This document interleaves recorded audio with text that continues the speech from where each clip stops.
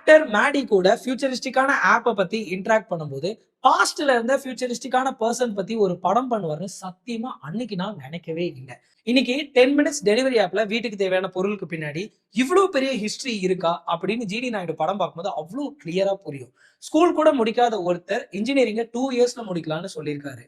Cycle கூட வாங்க முடியாத டைம்ல பைக் வாங்குறாரு. ஆனா ஓட்டுறதுக்கு இல்ல, பைக் எப்படி ஓடுதுன்னு தெரிஞ்சுக்கிறது.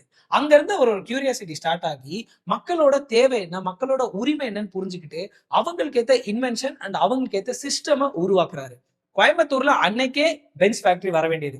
பட் அரசியல் பத்தி உங்களுக்கு கிளியரா தெரியும். பாலிட்டிஷியன்ஸோட பாலிடிக்ஸ்னால அந்த விஷயம் அவருக்கு நடக்கல. நல்லவனுக்கு நல்லவனா இருப்பேன், கெட்டவனுக்கு கெட்டவனா இருப்பேன்னு சொல்லிட்டு எப்படி பதில் சொல்றாருன்னு ஜிடி நாயுடு படத்துல அவ்வளவு கிளியரா தெரியும். ஜிடி நாயுடு படம் எனக்கு பர்சனல் ஃபேவரட். உங்களுக்கு எப்படி அப்படின்றத கமெண்ட் செக்ஷன்ல கமெண்ட் பண்ணுங்க. இந்த மாதிரி நம்ம நிறைய விஷயம் பேசுறதுக்கு கொஞ்சமா என்ன ஃபாலோ பண்ணுங்க. வெல்கம் டு கதை பேசலாம் வித் மாதவன் கேஎஸ்.